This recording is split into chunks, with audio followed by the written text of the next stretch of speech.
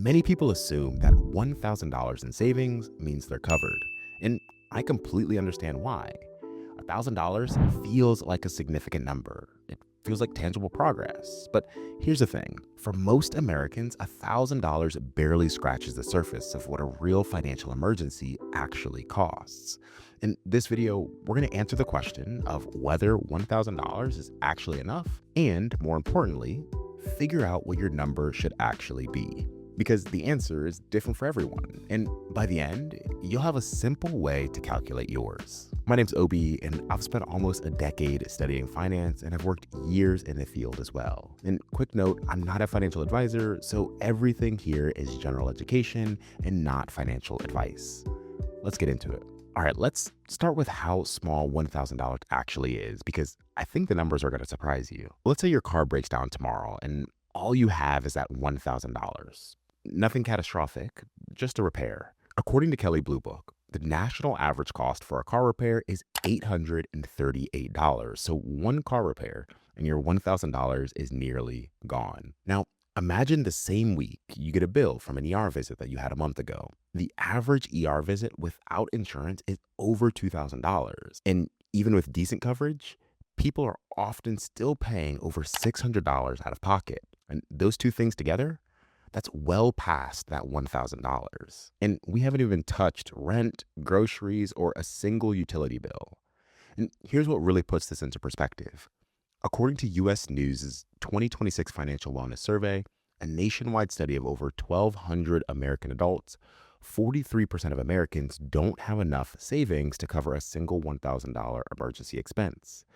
And it gets more concerning from there. 1 in 3 say they couldn't cover even 1 month of living expenses, even if they had to.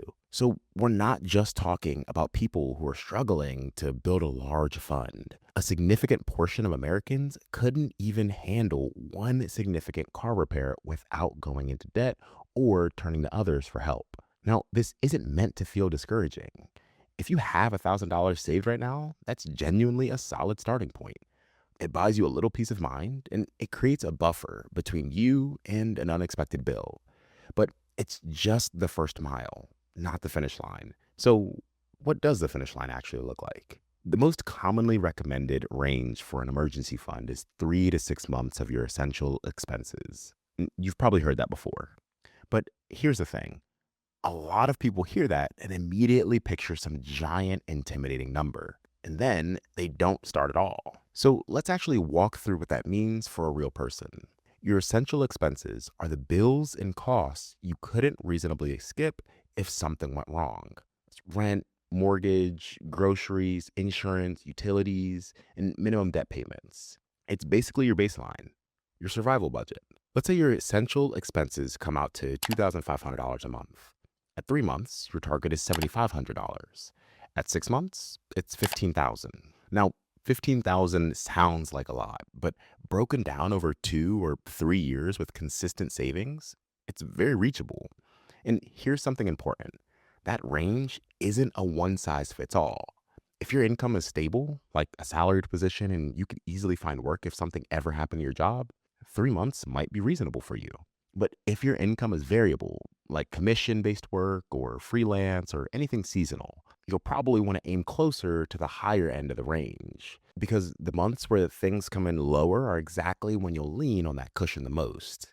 So the question isn't, is $1,000 enough? The question is, what is my number based on my actual life? With that said, here's something a lot of people miss when they try to calculate their number. When people sit down to calculate their monthly essentials, they often overcount. A subscription that's been auto-renewing for 2 years feels like a bill. Ordering out 3 nights a week, it feels like something you can't live without. Or that gym membership that you pay for, that feels like something that you could never cut, despite there being other free options for exercise. But here's the honest question to ask yourself.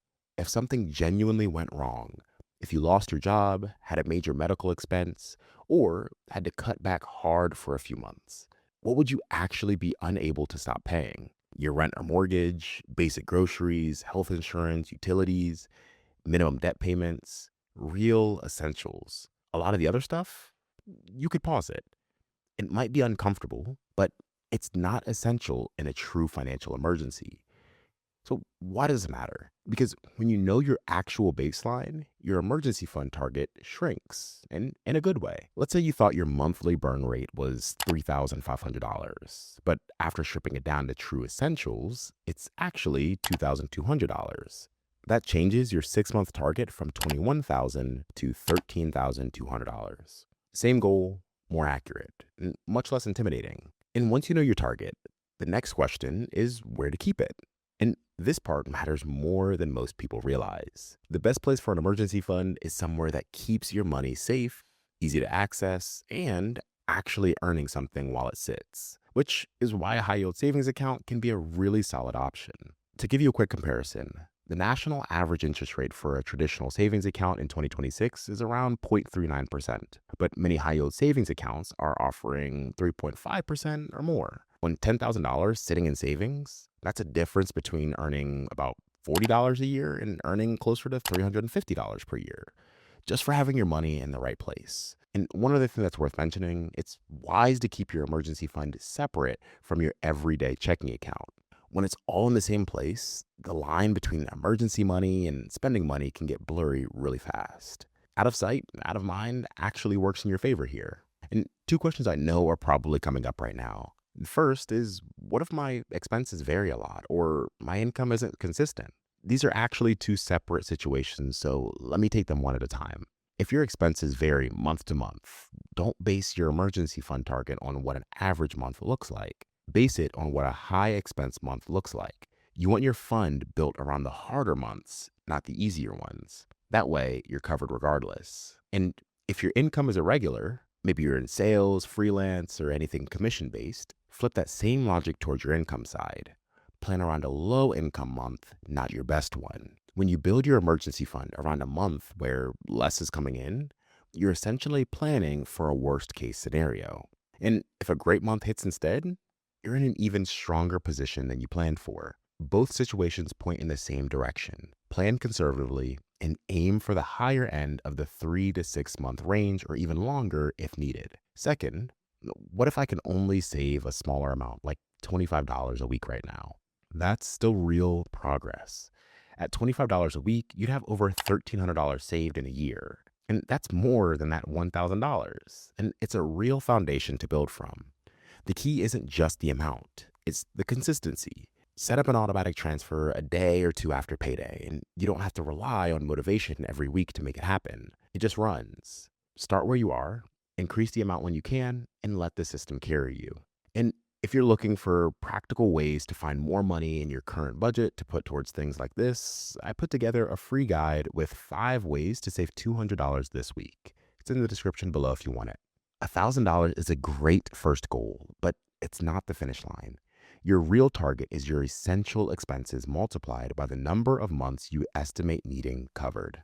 And once you actually strip your essentials down to what they are, that number is usually more reachable than it looks at first. Now, if you've gotten this far and saving still feels difficult, even when you know the steps, the next video is for you. It gets into the real reasons savings feels hard and what actually changes things. Make sure to subscribe so you don't miss it. And if this helped, make sure to hit the like button as it does help more people like you to find it. Thanks for watching, and I'll see you in the next one.